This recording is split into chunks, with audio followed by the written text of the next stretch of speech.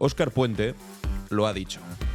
Ha dicho lo que todos pensamos sobre Carlos Mazón, básicamente que es un maldito mentiroso. Lo ha hecho en su discurso en el Congreso de los Diputados. Y fijaos que Óscar Puente no se había metido de lleno en la confrontación política, pero claro, no le ha quedado más remedio después de que un diputado del Partido Popular se atreviese a decirle: ¿dónde estabas tú durante la Dana? ¿Cómo que dónde estaba Óscar Puente? ¿Dónde estaba tu maldito jefe? Le ha dicho Óscar Puente. Yo estaba trabajando en mi puesto de trabajo, tenía que estar. ¿Dónde estaba Mazón? En el Ventorro, ¿no? Y eso según su versión oficial, de la que todavía hay muchas cosas de las que nos vamos a enterar. Todo se sabrá, ha dicho Óscar Puente. Posteriormente ha seguido repartiendo cera. Lo de Óscar Puente ayer en la sesión de control en el Congreso de los Diputados fue espectacular, no os lo perdáis. Pero es que también ha dicho de todo sobre el caso de Víctor de Aldama. Las pruebas cutres que ha presentado y que a él le ha tocado personalmente como ministro de Transporte, sustituto de Ábalos, tener que desmentir, porque lo que ha presentado es cutre de narices. Pero ¿sabéis qué es lo que más me ha gustado? Esa vuelta al discurso de ganador a ganador, señor Feijóo, que le hizo en la sesión de investidura de Feijóo. Decía: soy la lista más votada, y le dijo Óscar Puente: ya, y yo también la de Valladolid. Y aún así no gobierno, porque hay una cosa que se llama Constitución Española, que no la tenéis en casa ni para calzar una mesa. Bueno, ha sido apoteósico, y básicamente al final se ha llamado malos perdedores, que es lo que son. Después vamos a ver también algunos de los mejores momentos de esta sesión de control, porque el resto de ministros, yo no sé si les han echado algo en la bebida hoy, pero es que estaban especialmente políticos, digámoslo de esta manera, y han sabido responder con contundencia pues a las tonterías a las que estamos acostumbrados a escuchar en este tipo de sesiones de control. ¿Sabéis, por cierto, quién era el personal shopper de la mujer de Mariano Rajoy? Bueno, por saber no sabemos ni el nombre prácticamente de la mujer de Mariano Rajoy. Eso sí, el de Begoña Gómez sale todos los días hasta en la sopa. Bueno, pues resulta que es un diputado que ahora está en el Partido Popular y al que el ministro Óscar López pues también le ha cantado las 40. Vamos a verlo enseguida. Por cierto, Zapatero ha ido al Parlamento Europeo. Y en el Parlamento Europeo, mientras estaba dando una entrevista, han salido los eurodiputados de Vox a gritar por detrás, acosando al expresidente español, llamándolo, no lo perdáis, asesino. Y además, volviendo a divulgar la mentira de que él fue presidente por el 11M, gritando como energúmenos ahí detrás.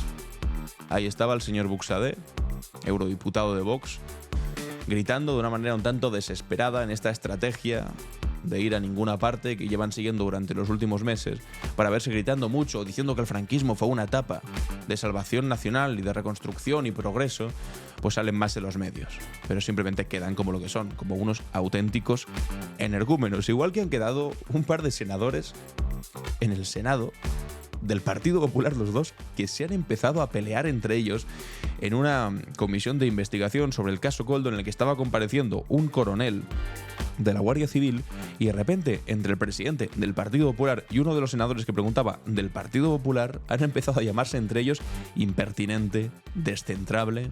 Ostras, están las cosas calentitas también dentro del Partido Popular. Claro, si estás todo el día con esa confrontación, cuando no tienes otra persona con la que confrontar, pues confrontan entre ellos. Es alucinante lo que ha pasado, enseguida lo vemos. Pero igual de alucinante es lo que ha ocurrido con el ministro de Cultura, Ernest Urtasun, que ha hecho una intervención y ha puesto un tuit diciendo que Miguel Hernández, el poeta, fue asesinado. Bueno, pues resulta que ha aparecido La Razón, el periódico La Razón, a decir: el señor Urtasun difunde un bulo. Miguel Hernández no fue asesinado, simplemente murió de tuberculosis. Como si morir encerrado en una prisión insalubre, inhumana, negándote el trato médico, no sea por lo menos lo más parecido que existe a un asesinato. Un bulo, se han atrevido a decir. Es alucinante lo que hace alguna prensa conservadora con tal de intentar sacarle mínimamente los colores a cualquier ministro. Un bulo ¿de qué? Si eso no es ser asesinado, pues bueno, entonces Carrero Blanco también resulta que murió por mal de alturas. No te fastidia. Es que es completamente alucinante. Y noticia para cerrar. Oh, sorpresa, Madrid, la comunidad autónoma más rica de España, porque es la capital y porque ahí están todas las sedes de las empresas, todas las sedes de los ministerios, todo el poder público. Bueno, pues la comunidad autónoma más rica, oh sorpresa, es la que al mismo tiempo menos invierte en sanidad por habitante. Sorpresa, sorpresa. Eso sí, Ayuso prefiere que sigamos hablando de tonterías. Pues no, Ayuso, vamos a hablar de las cosas que haces mal, como esta. Hoy es jueves 12 de diciembre y esto es Clave Barroso. Estás escuchando Clave Barroso, un podcast de Alan Barroso. Enseguida vamos con Óscar Puente y con el tremendo discurso que ha dejado tiritando a los diputados del Partido Popular, pero quiero empezar con el asunto de Zapatero. Lo que ha ocurrido en la Unión Europea, que no debería ser algo pues admisible. Es esto. De repente, en medio de una entrevista que le estaban haciendo en el Parlamento Europeo, donde hay un plató que es bastante público, donde están las cámaras ahí como en abierto y le puedes hacer entrevistas a políticos y demás, de repente aparecen aquí, está Hermann Tertsch, también está Buxade, y empiezan a gritar esto.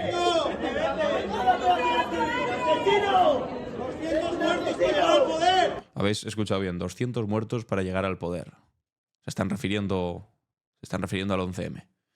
Se están refiriendo a esa teoría de la conspiración que fue difundida por la derecha y la extrema derecha española, bueno, para empezar por el gobierno de José María Aznar, diciendo que había sido ETA y que si Zapatero había llegado al poder había sido a lomos de los trenes. Es decir, tras un desastre que dicen ellos que fue de alguna manera provocado. No por la incompetencia absoluta de primero meternos en una guerra en Irak a la que nadie nos había llamado, mintiéndonos a la cara diciendo que había armas de destrucción masiva, sino después diciendo que había sido ETA, en lugar de reconocer quién efectivamente había sido, porque sabían que eso iba a tener consecuencias. Bueno, pues aquí están gritándole a asesores y diputados de Vox. Iros a la cueva, a ducharos. Otra cosa que estar en la cueva, no saléis para recibir asesinos. Vete a la puta cueva, Charo. Bueno, pues esto es lo que tenemos en las instituciones europeas. Hay más vídeos en las que se ve aquí bastante más al señor Buxade, eurodiputado de Vox, que tal vez un tanto más sobrio en sus protestas, simplemente en sus protestas, que Hermann Tertsch, pues también sacaba carteles mientras gritaban asesino. En fin, una performance bastante ridícula. Maduro. Hablándole de Maduro y demás. Este señor es un eurodiputado, no es un exaltado cualquiera que está por la calle andando. Esto es de lo que nos hemos librado, que entre dentro de Moncloa. Esto es lo que por fortuna los españoles con su voto evitaron que entrase dentro de un gobierno. Esto imaginaos. Esto imaginaos, yo qué sé, imaginaoslo al revés. ¿Os imagináis a Zapatero ahí detrás con un cartel llamando asesino a alguien? Pues claro que no. Porque hay quien tiene decencia y hay quien no tiene pues ni un grado cercano a nada parecido al concepto de decencia. Vamos ya directamente con Óscar Puente repartiendo a los pobres diputados del Partido Popular hasta en el carnet de identidad. Os garantizo que os va a alucinar esta intervención. Mucha atención. Y luego hay una cosa que a mí me ofende profundamente. Porque yo en todo este tiempo, mire, no me habrán oído ustedes a mí decir gran cosa de lo que ha hecho la Generalitat Valenciana y su gobierno. Me he centrado en lo que tenía que centrarme. Y he venido aquí con el mismo propósito. Y lo primero que me hacen ustedes del Partido Popular y Vox es: ¿dónde estaba usted? ¿Qué decisiones tomó? ¿Qué hizo usted? Pero vamos a ver, mire, el diccionario de la Real Academia de la Lengua dice que la desfachatez es la actitud que se caracteriza por no considerar o tener en cuenta la dignidad, los derechos o la sensibilidad de las personas, por la falta de respeto o de vergüenza. ¿Cómo tienen ustedes la desfachatez de preguntarme a mí que dónde estaba yo y qué decisiones he tomado?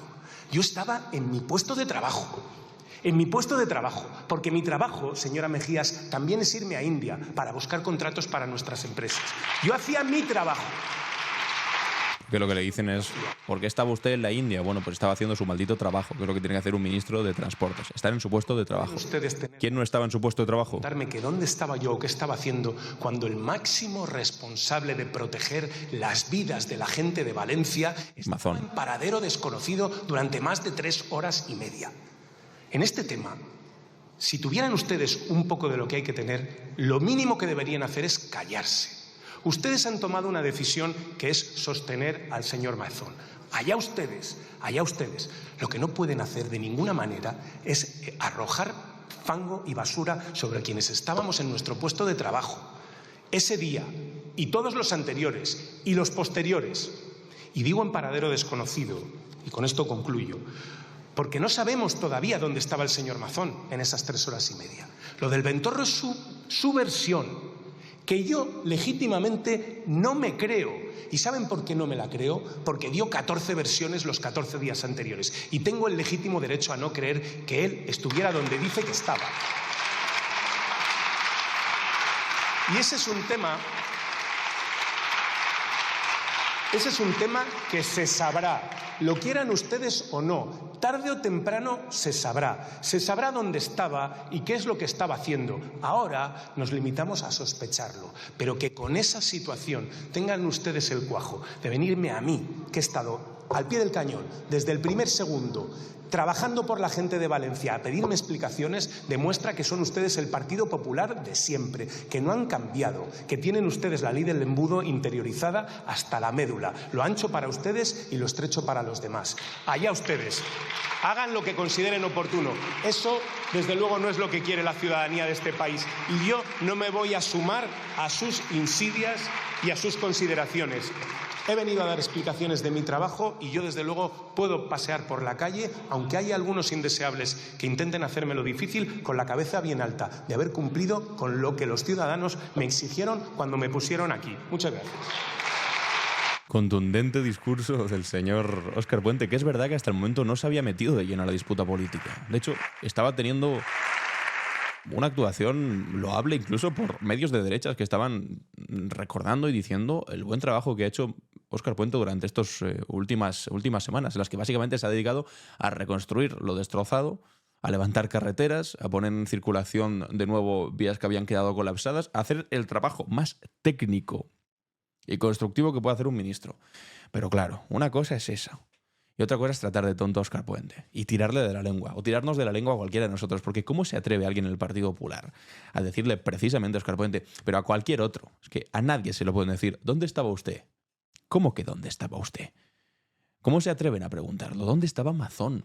Al que están protegiendo, al que después Feijóo sale por televisión a decir, estuvo ahí desde el primer momento. ¿Ahí dónde? Ha sido amable Óscar Puente a decir que simplemente estuvo 3 horas y media. Estuvo más. En paradero desconocido. Desconocido por no decir el Ventorro, del que nos hemos enterado después viendo en TripAdvisor, en la cuenta esta, en la página web esta de internet donde recomiendan hoteles y restaurantes, que además de comer muy bien, ponían en las reseñas, tiene bonitas habitaciones muy discretas encima, que manda narices.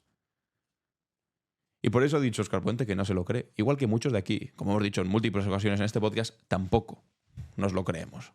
Porque mintió, se ha dado 15 versiones, es verdad. Es que al principio dijo que había estado comiendo en una comida de trabajo, en un almuerzo. Después el almuerzo se transformó en comida, pero comida de trabajo. Después dijo que había estado realmente con el presidente de la patronal. El presidente de la patronal dijo que mentira, que no había estado con él.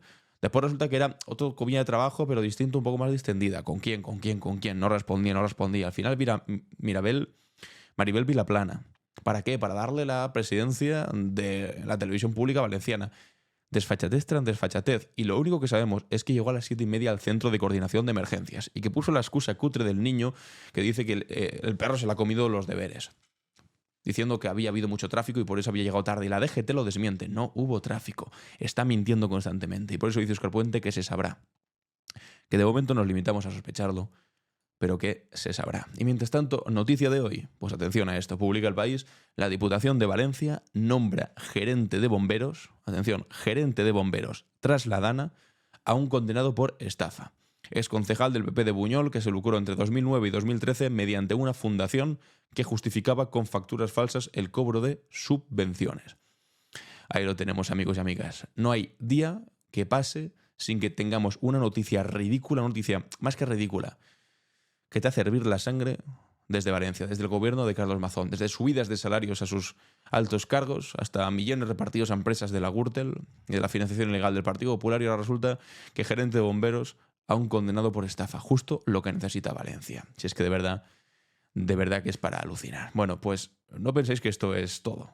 No penséis que esto es todo, porque hay bastante más. Como os decía, Óscar Puente también ha hablado sobre el caso Aldama y, ojito, con la siguiente parte también sobre la parte de ganar elecciones y quedar primero, que tanto le gusta hablar a Feijóo. Bueno, ¿te gusta hablar, Feijóo?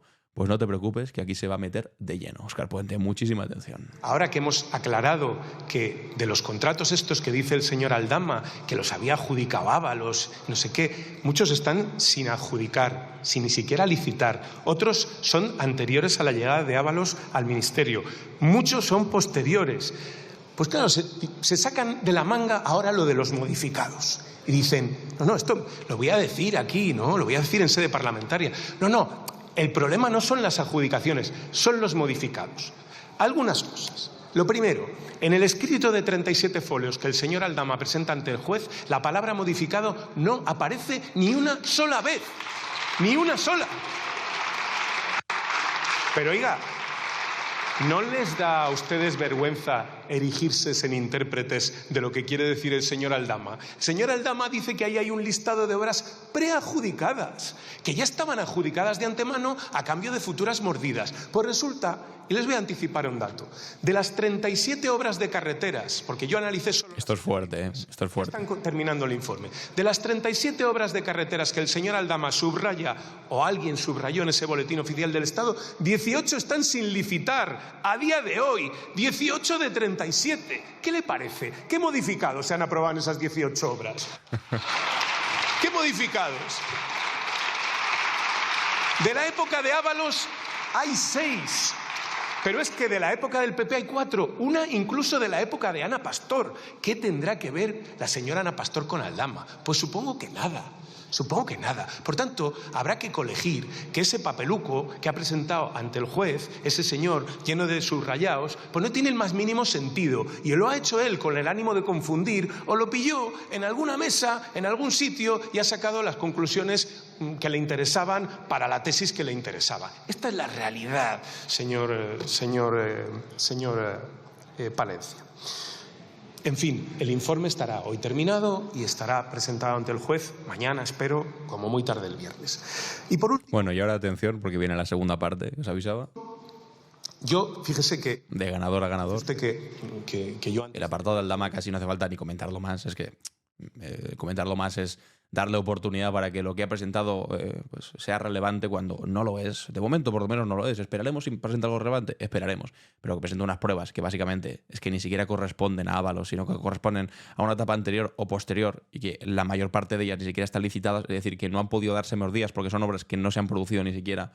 Es que es alucinante. Las pruebas. Y esto es lo único que ha presentado Aldama de momento, ¿eh? Esto, y ha enseñado el móvil diciendo, fijaos que aquí tengo correos, de que tengo los contactos, perdón.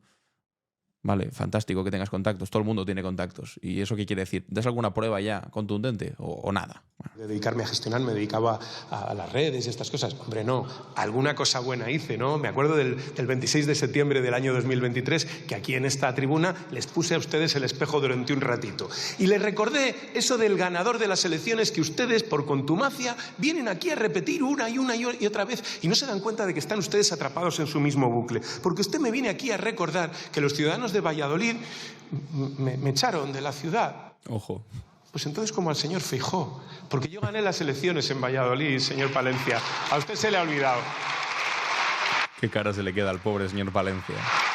A tanto repetir Feijóo, no, soy la lista más votada. No, pero a Óscar Puente lo han echado. Hombre, por Dios. O una cosa o la otra, pero los dos han sido la lista más votada y los dos no han conseguido gobernar. Y no porque no quieran, porque también Óscar Puente estaría encantado de gobernar Valladolid de nuevo, como alcalde, sino porque hubo un pacto alternativo. La diferencia aquí es que Feijóo no lo entiende y sigue con un pataleo ridículo después de un año y Óscar Puente le va a dar la lección de su vida. Atención. Ni aprenderán. En fin, esto es la democracia, señor Palencia. Esta es una democracia parlamentaria. Gobierna quien suma los apoyos suficientes para ser elegido. Pasa en Valladolid, pasa en Extremadura y pasa en España. Les guste o no, esas son las reglas. Unas veces te favorecen y otras no. Y como ha dicho el señor Calderón, no vale coger solo las reglas cuando a uno le benefician, porque eso es tener mal perder, señor Palencia. Son ustedes unos perdedores y malos perdedores. Y así termina la intervención del día de ayer de Óscar Puente en el Congreso de los Diputados. Una de las mejores en bastante tiempo en el Congreso. Que ha tratado tres temas fundamentales. Lo de Valencia, ha tratado lo de Aldama y ha tratado finalmente, bueno, este pequeño pero bonito recordatorio y necesario recordatorio de cómo funciona la Constitución española, narices. Y cómo funcionan las mayorías. No por ser la lista más votada, que es una cosa que sigue repitiendo Feijóo de manera un tanto cansina. Bueno, pues así concluye el pleno. De la sesión. Por todo lo alto. Bueno, pero concluye el pleno en este vídeo en directo, pero no concluye las cosas que vamos a escuchar, porque vamos a ver todavía más cosas, porque ayer habló todo el mundo. Mucha atención a lo que le dijo Pedro Sánchez al señor Feijóo, que tiene razón, y que alguna vez lo hemos comentado en este podcast. ¿Cómo puede ser que la oposición solamente hable de Begoña? Que solamente hable de España se rompe, de la amnistía, que por cierto se han olvidado de la amnistía y de que España se rompe. Ahora solo Begoña, hermano de Sánchez, Víctor de Aldama, Ábalos, poco más que eso. Y de lo que le interesa a los españoles, bueno, pues de lo que le interesa a los españoles, ni mu. Atención. Día hoy, señor Feijóo. Me veo un poco flojo, un poco flojo. Mire, las prioridades del Gobierno de España coinciden con las principales preocupaciones de los ciudadanos. Según todos los estudios demoscópicos, ¿cuáles son las principales preocupaciones que tienen los ciudadanos? Bueno, pues la vivienda, hablan del empleo, de la seguridad, de la sanidad, de la economía. ¿Sabe cuántas veces me ha preguntado el señor Feijóo desde que lleva siendo líder de la oposición sobre estas cuestiones? En las 22 preguntas parlamentarias que me hizo en el Senado y en el Congreso de los Diputados, no me ha preguntado una sola vez por estas cuestiones. Vaya. Ni por vivienda, ni por educación, ni por sanidad, ni por dependencia, ni por economía, ni por empleo. Es que esto lo naturalizamos, pero no es normal. Lo que me pregunta el señor Feijóo es, pues, y cito textualmente, a quién escucho como presidente, si creo que gobernar consiste en vivir mejor en la Moncloa. ¿De verdad esta era la política para adultos que usted iba a traer de Galicia? Muchas gracias, señor presidente. Bueno, pues en apenas estos 50 segundos yo creo que queda resumida la oposición de Alberto Núñez Feijóo. Más de 20 preguntas parlamentarias, tanto en Senado como en Congreso.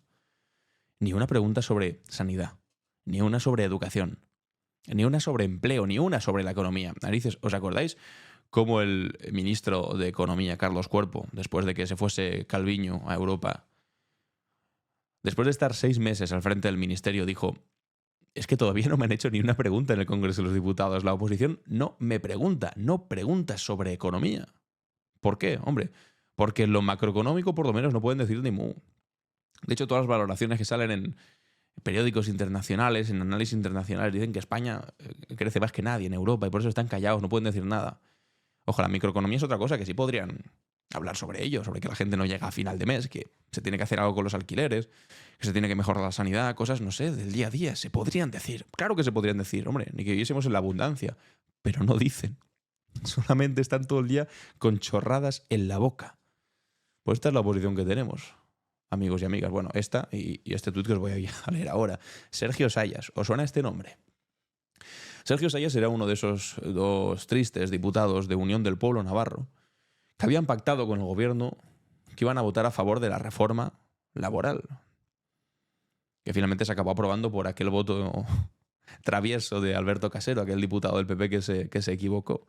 Bueno, pues estos dos votaron en contra, pensando que votando en contra, de tapadillo, sin haber avisado antes, lograrían hacer caer la reforma laboral. ¿Qué pasa? Que se equivocó el del PP y salió adelante al final. ¿Y por qué cambiaron el sentido de su voto secretamente, habiendo pactado anteriormente otra cosa completamente distinta? Bueno, porque les prometieron que tendrían un puesto en el Partido Popular. Ellos lo negaron. Sergio Sayas y Adanero. Los 2 diputados lo negaron. No iremos al PP, no iremos al PP. ¿Dónde está ahora Sergio Sayas? Como diputado del Partido Popular. Diputado por Navarra en el Congreso del Partido Popular. Fantástico. ¿Y ahora a qué se dedica? Pues bueno, además de recordarnos a todo lo poco que vale la palabra de un tipo como este, y de cómo se vendió por simplemente un cargo, ahora pone tweets como el siguiente: Sánchez está preparando el terreno para liquidar la democracia. Esto lo pone un diputado del Partido Popular y se queda tan tranquilo. El ataque directo a los jueces es el camino para deslegitimarlos e imponer una justicia al modelo Maduro. El gobernaré con o sin el Parlamento expresa lo que le importa al legislativo. Quiere absolutismo. Y se queda tan tranquilo.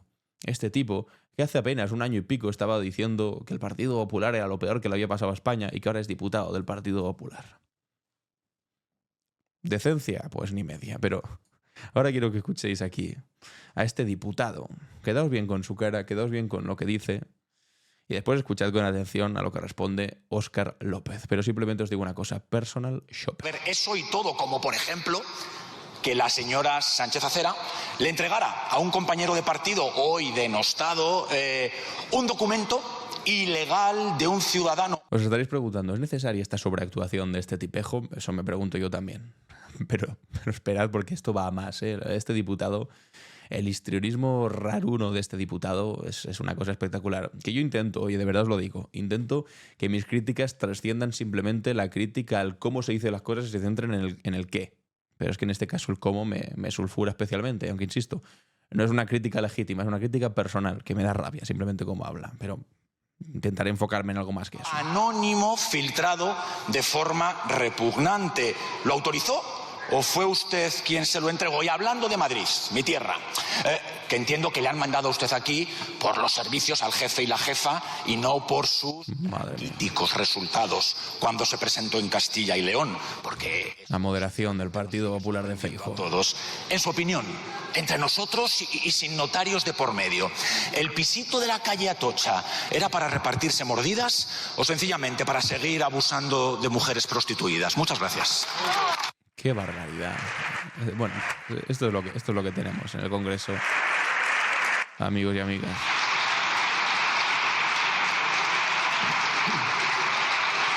Hay algunos que ni siquiera aplauden, ¿eh? Señor ministro, cuando quiera. Gracias, presidenta. De verdad, insisto, a mí este tonito faltón, matón, amenazante, de verdad que conmigo no va a funcionar. Me preguntaba usted por qué me nombraron ministro. Yo para que se nos entienda, voy a hacerlo estilo PP. Bueno, hay una pequeña pausa y ahora seguimos. Es que en el Partido Popular se han creído durante mucho tiempo que ellos son los mejores en esto. En esto me refiero en ser los que más confrontan, en los que más gritan, en los que más insultan, en los que más dicen barbaridades. Se creen que son profesionales y que lo hacen súper bien y le pasan por encima, claro, porque son los únicos que lo hacen. Pero si se trata de jugar a los mismos términos, todos sabemos hacerlo. Y cuando se hace, entonces de repente ponen el grito en el cielo y dicen, ¡ay, no! ¿Qué está pasando aquí? Pues atención. Para que se entienda que es la táctica habitual del rival, ¿no? Yo la pregunta es por qué le nombraron a este señor personal shopper de la mujer del presidente del gobierno en la Moncloa. Personal shopper. Es verdad que esto es la derecha de este país. Todo amable. Y utilizando la método que hace la derecha... Bueno, pues, ¿esto qué es? Se ha enseñado una fotografía donde está diciendo el personal shopper. Bueno, con una búsqueda rápida, tú puedes encontrarte con lo siguiente. Una noticia del año 2013. 2013, ¿eh? Hace ya 11 años. Donde puedes leer Jaime de los Santos, el chico para todo, entre comillas, vanitatis en El Confidencial, de la esposa de Mariano Rajoy. Se ocupa de ordenar el correo de Elvira Rodríguez y organizar sus viajes, y también de acompañarla cada vez que sale de la Moncloa. Se ha convertido en el personaje de la semana tras la publicación de unas fotografías en las que aparecían paseando juntos. Jaime de los Santos es el hombre del momento, escribe Amparo de la Gama en El Confidencial. Su nombre se ha convertido en uno de los más buscados en Internet desde que aparecieron las imágenes de la mujer de Mariano Rajoy, Elvira Fernández, que también os digo, ni me acordaba el nombre de esta señora, ni es que se prodigase demasiado durante el gobierno de Rajoy, porque bueno, había ciertas cosas que antes se respetaban que ahora no, porque todo el mundo habla de Begoña Gómez constantemente, acompañada por este misterioso joven por las calles de Madrid. ¿Quién es el chico que le lleva las bolsas a la esposa del presidente del gobierno? Madre mía. Muchos fueron los que se apresuraron a señalar que se trataba del personal shopper de la mujer del jefe del Ejecutivo. Sin embargo, no es así del todo.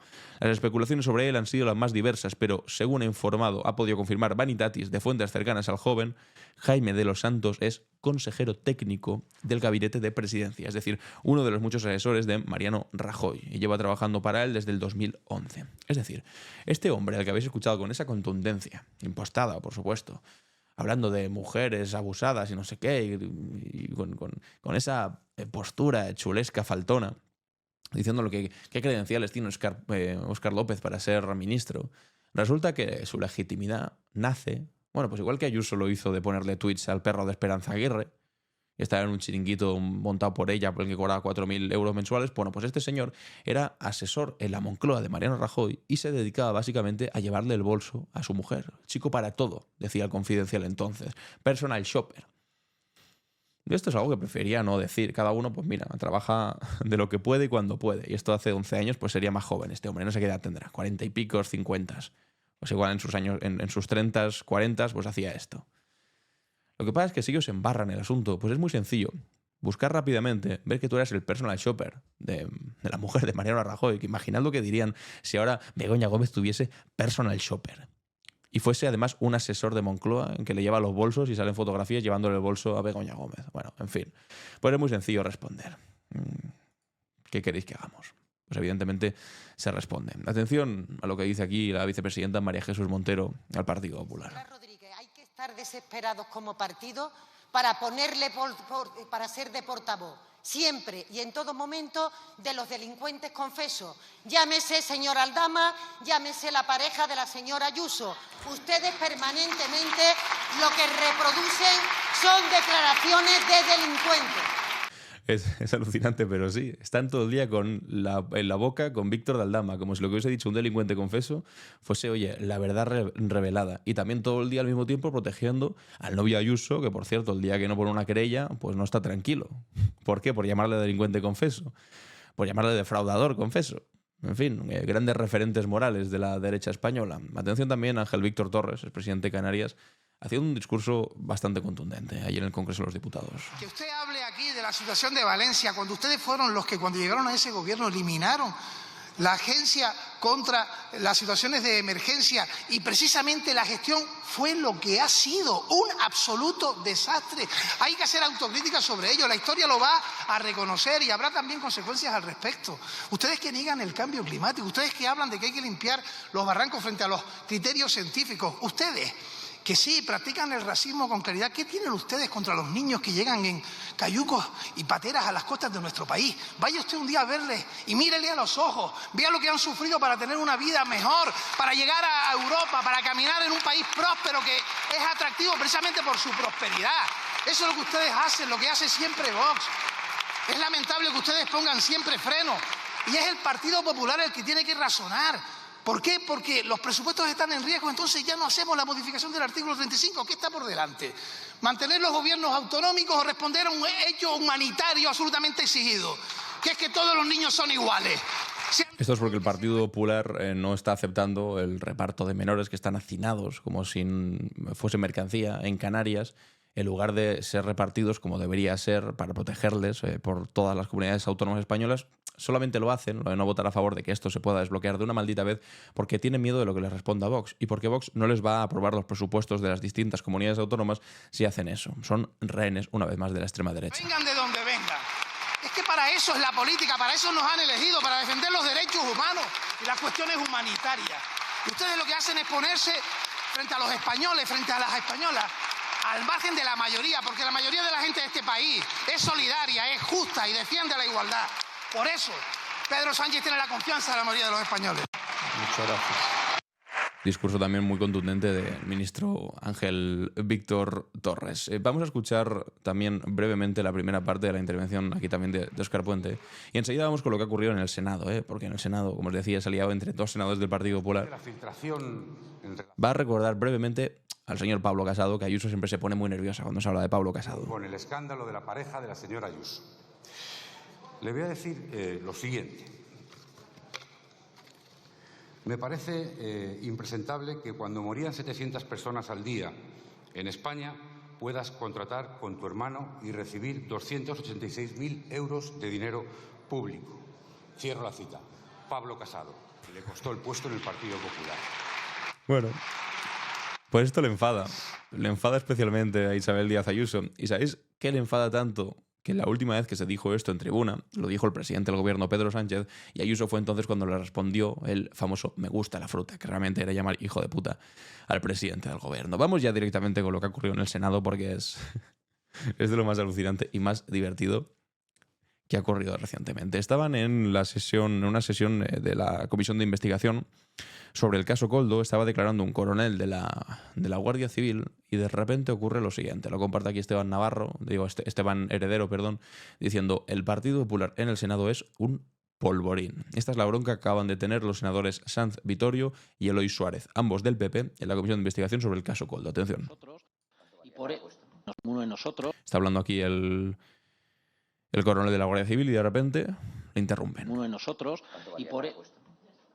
¿Perdón? Es que hasta a mí me descentra. Señor que no tiene la palabra. Señor presidente, no tengo la palabra, pero le veo hoy muy descentrable, señor presidente. Mire. Hasta a mí me descentra, le dice el presidente del Partido Popular, al senador del Partido Popular, que está ahí hablando de fondo, lo que hacen siempre desde el Partido Popular. Y le responde, no, pero está usted muy descentrable. Señor Saeditorio, al que le ve usted, el que le veo yo a usted es bastante impertinente. Le digo, porque, escúcheme, si me despistan a mí, que no estoy interviniendo, no le quiero contar al compareciente lo que le despistan. Madre mía. Vamos a continuar. Le veo usted muy descentrable, le veo usted yo muy impertinente. Bueno, les agradece que haya por lo menos un senador del Partido Popular que estaba ahí de presidente y dice, mira, pero si que me está desconcentrando hasta a mí, al que está interviniendo ya ni le puedo explicar, porque claro, están acostumbrados a que como ellos están ahí, hacen y deshace lo que les da la gana, pues pueden hablar, gritar y molestar al interviniente sin que haya ningún tipo de consecuencias. Esto no ha sido todo, ¿eh? Dice, y todo esto viene precedido de otra bronca entre Eloy Suárez y José Antonio Monago, también del Partido Popular, en esta ocasión por la caza. Día curioso hoy en el Grupo Popular en el Senado. Atención a este momento también. Mataron piezas allí. Pues creo que mataron una. ¿Cómo? Señor Monago, me resulta difícil entender la conexión de esta comisión de investigación con que si cazaron un ciervo, un jabalí o 2 liebres. Así que, por favor, reconduzca la pregunta. Bueno, señor presidente, con todo el cariño del mundo que le tengo, porque es compañero mío, usted, claro, usted de esto entiende poco. Yo soy extremeño, claro. Mire, claro, señor Monago, pero bueno, señor Monago, yo entiendo de caza cero, porque no me gusta. Pero le garantizo que he escuchado 3 veces la declaración en sede judicial y sé dónde están los límites. Así que, por favor, siga. Bueno, es que si no puedo preguntarle. Señor Baje, Bueno, pues esto es lo que pasa cuando estás acostumbrado a la confrontación, a pelearte con alguien y ya no tienes nadie con que pelearte, porque, bueno, ya lo sabéis, en el Senado tienen mayoría absolutísima el Partido Popular, porque es una elección distinta a la del Congreso, menos proporcional, entonces mayoría absolutísima. Y claro, como no pueden pelearse entre alguien, pues bueno, están tan confundidos que se dañan a sí mismos, ¿sabéis? Igual que se han dañado a sí mismos los de La Razón haciendo lo que os comentaba al principio. Pone Ernest Urtasun, ministro de Cultura, lo siguiente. Miguel Hernández fue un poeta del pueblo y para el pueblo cuyos versos son parte de la cultura común que conforma la identidad de nuestro país.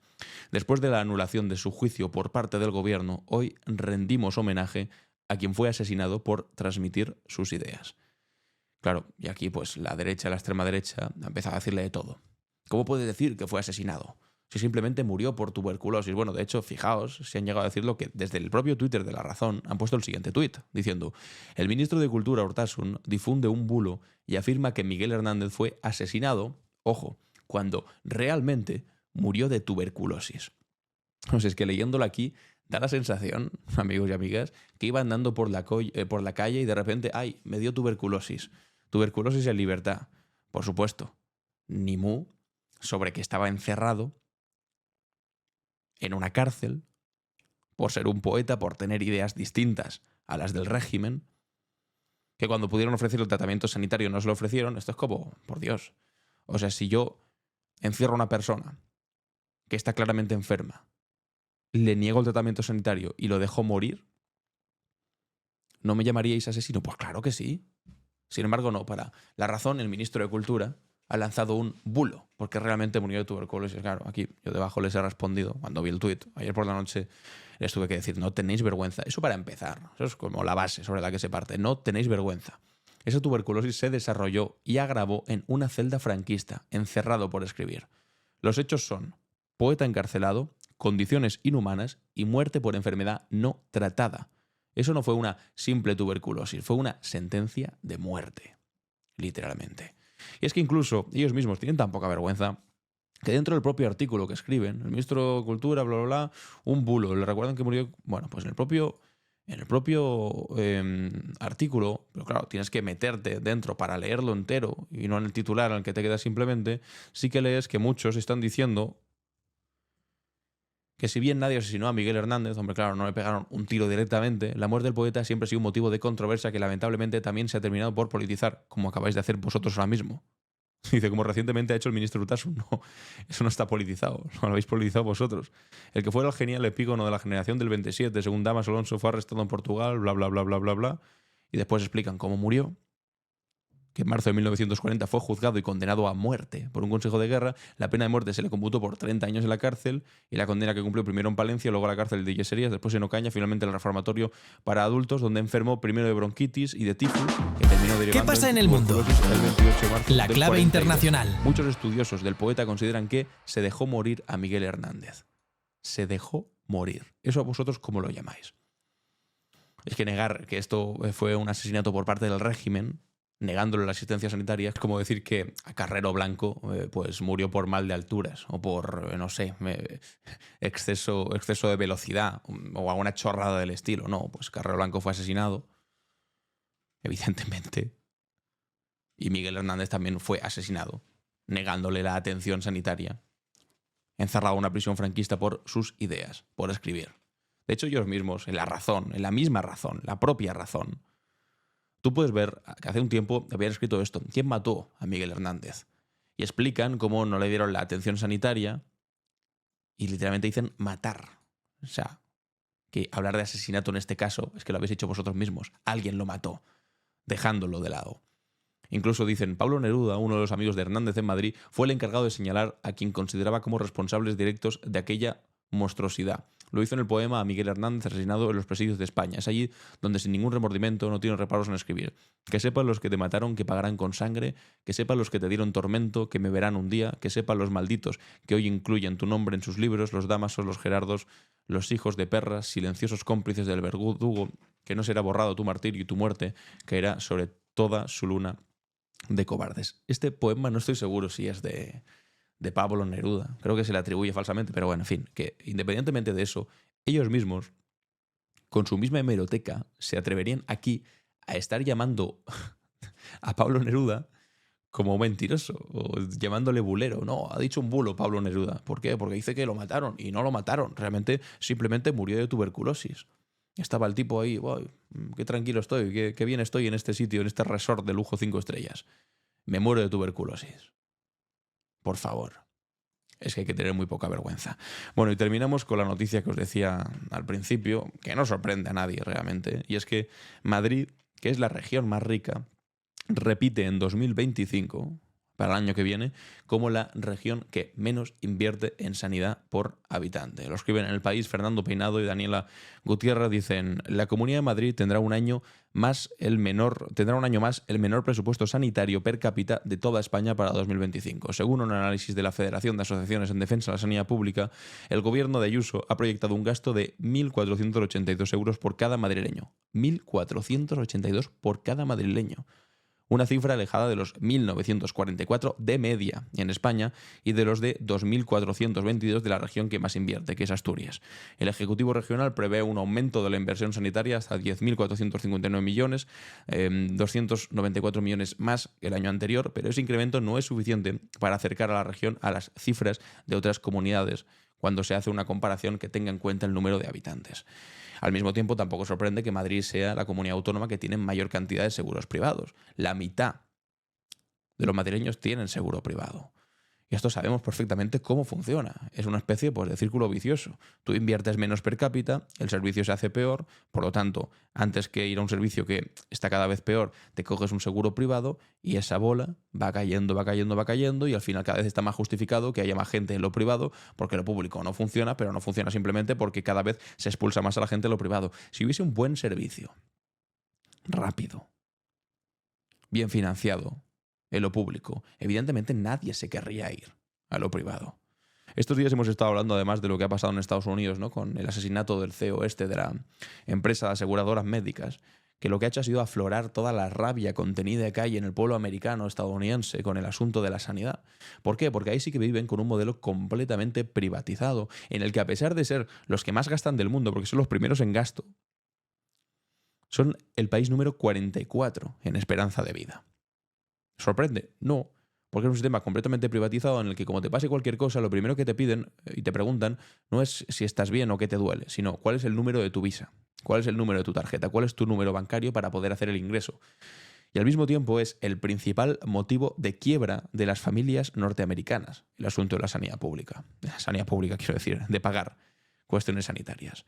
En el que cualquier problema sanitario que no esté bien asegurado, y hay por eso tanta rabia contra las aseguradoras, y por eso el asesino de este señor, del CEO de la aseguradora, está teniendo tanta gente que le está apoyando, increíblemente, es porque se dedican básicamente a denegar y a luchar para tener que pagar lo menos posible. ¿Por qué? Porque no es un servicio, es un negocio, que es en lo que algunos en este país, por desgracia, quieren convertir también servicios públicos esenciales. Les encanta el modelo americano. Pero a ver si se atreven de una vez por todas a decirlo públicamente. Que lo que ocurre en Estados Unidos es lo que les gustaría que ocurriese aquí en España. Evidentemente no lo dicen, porque como lo digan, nos van a tener a todos enfrente. Y se le va a acabar el chollo de estar todo el día hablando de tonterías, de chorradas, de que si España se rompe, de que si Sánchez se plega a los independentistas, que si Begoña Gómez o que si la amnistía. Y hablaremos de las cosas que nos interesan a todos. Como por ejemplo este modelo que es el que quieren propagar por toda España.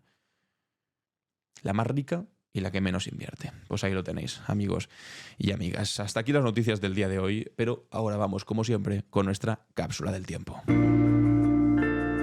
¿Qué es lo que ocurrió un día como hoy?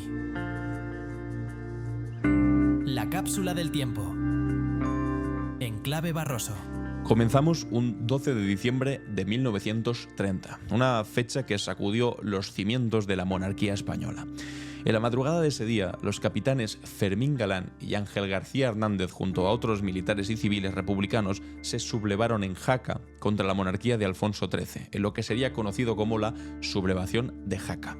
Este levantamiento, aunque fracasado, no fue un simple motín militar. Representaba el despertar de una conciencia republicana que había ido madurando durante años, alimentada por el descontento popular hacia una monarquía que se había comprometido con la dictadura de Primo de Rivera y que además había perdido ya toda legitimidad democrática, como estaba a punto de demostrar el año que vendría, el 1931. Los sublevados de Jaca proclamaron la República y avanzaron hacia Huesca. Pero la falta de coordinación con otros focos revolucionarios y la rápida reacción de las fuerzas leales a la monarquía condenaron el movimiento al fracaso. Los rebeldes habían planeado un levantamiento coordinado en varias ciudades, pero el problema de comunicación y retrasos en otras guarniciones dejaron a los sublevados de Jaca totalmente aislados.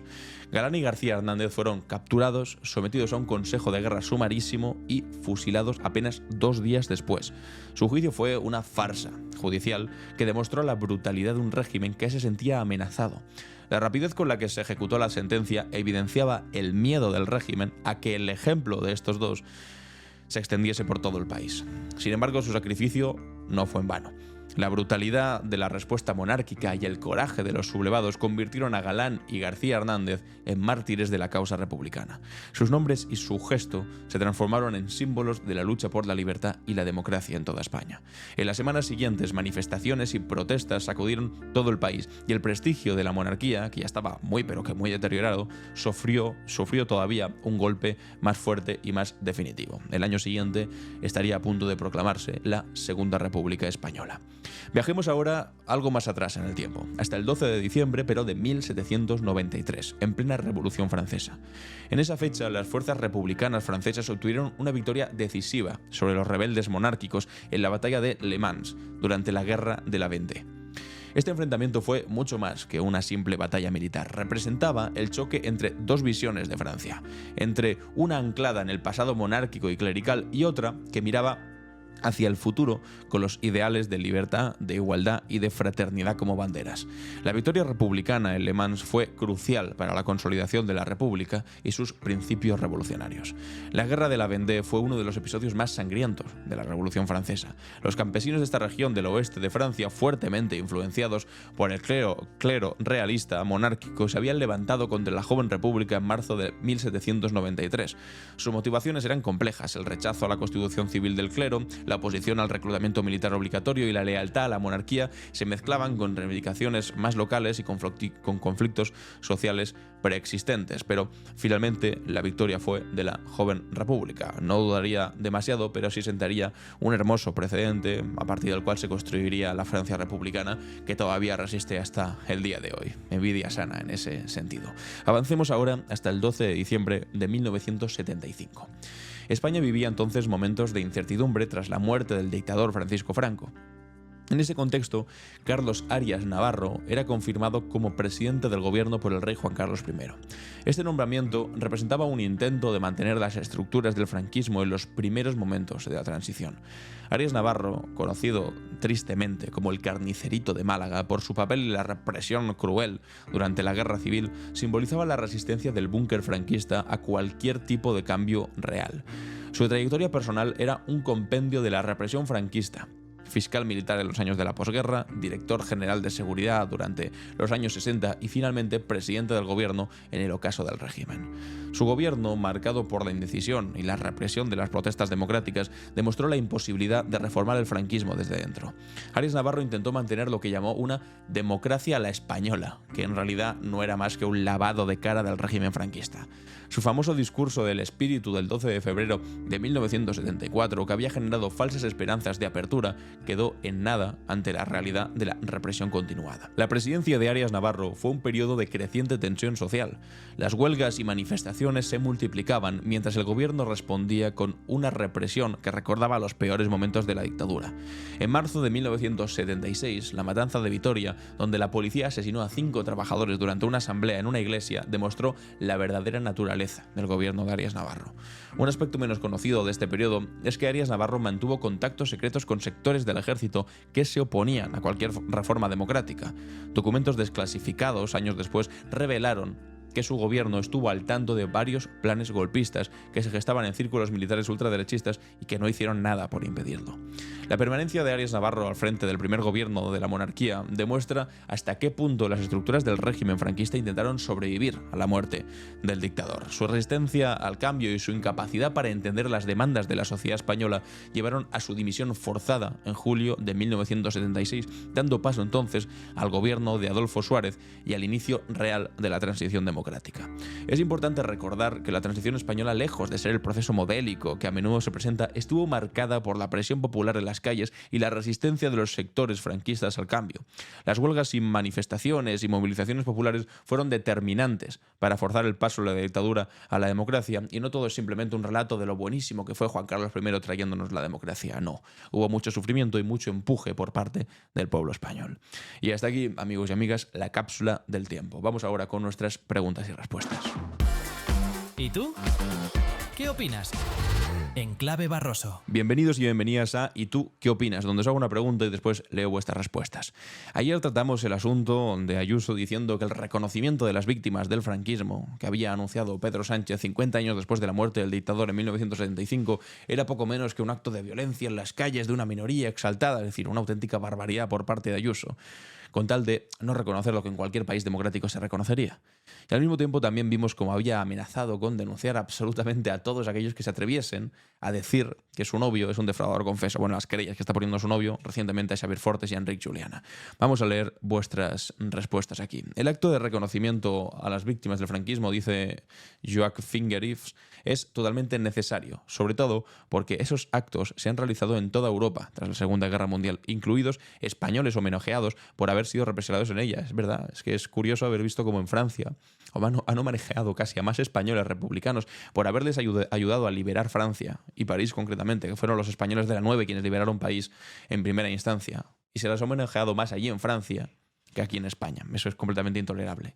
Y continúa, y la deriva de Ayuso creo que acabará siendo contraproducente para ella. En Madrid hay mucho derechón de provincia censado para ganar artificialmente la mayoría, pero creo que ni a ellos les gusta una presidenta de tintes fascistas y discursos infantiloides. En algún momento tendrá que dejar de convencer. O no, quién sabe. Antonio Argudo dice: para mí ha estado muy bien este homenaje a las víctimas de la dictadura. Creo que este homenaje debería hacerse todos los años, dando igual si el gobierno es de derechas o de izquierdas, porque hay que honrar a todas las víctimas del franquismo, sobre todo por esa reparación simbólica para ofrecer a las familias un respeto y consideración de las personas que perecieron, pero sobre todo por la recuperación de la verdad histórica. Soy un estudiante de historia y es importante que esas víctimas que fueron silenciadas o que fueron manipuladas merecen que sus historias y verdades salgan a la luz, y que los diputados de Vox no manipule la historia diciendo que el franquismo ha sido una época muy bonita de nuestra historia. Muchas gracias por todo, Alan. Sigue con tus programas que me están encantando. Muchas gracias a ti, Antonio. Fermín añade: ¿cómo será que Ayuso siempre defiende o a los corruptos o a los que están próximos a estos? Bueno, pues una pregunta interesante, que al mismo tiempo confirma una cosa que sí, que es realidad. Siempre defiende a los corruptos. Pero déjame hacer un matiz, no es que defienda a los corruptos, es que defienda a la gente que tiene a su alrededor, que curiosamente suelen ser pues gente pues con una relación, digamos, no demasiado cercana con la verdad o con la legalidad. Y añade Juan Agustín Rodríguez: quiero una querella, defraudador confeso. Y grita muy fuerte con letras mayúsculas: defraudador confeso, a ver si a él, igual que a todos los demás, también le cae una querella del novio Ayuso. Que vamos a acabar siendo más españoles con querellas del novio Ayuso que aquellos españoles que no la tengan. En fin, amigos y amigas, la pregunta para el día de mañana tiene que ver con la respuesta que ha dado Óscar Puente al Partido Popular. Primero, atreviéndose a preguntarle a Óscar Puente: ¿dónde estabas tú? Cuando jamás se han atrevido a preguntárselo eso a Carlos Mazón. Y en segundo lugar, sobre el discurso de ganador a ganador. A ver si se han enterado de una vez por todas que eso de ganador a ganador y de la lista más votada, hombre, ya les queda un tanto cojo.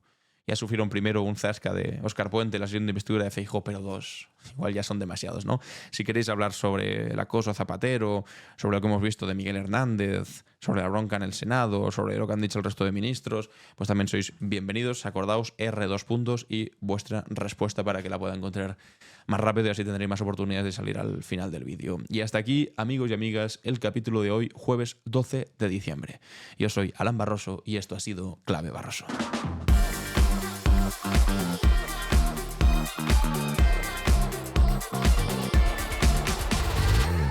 En Clave Barroso.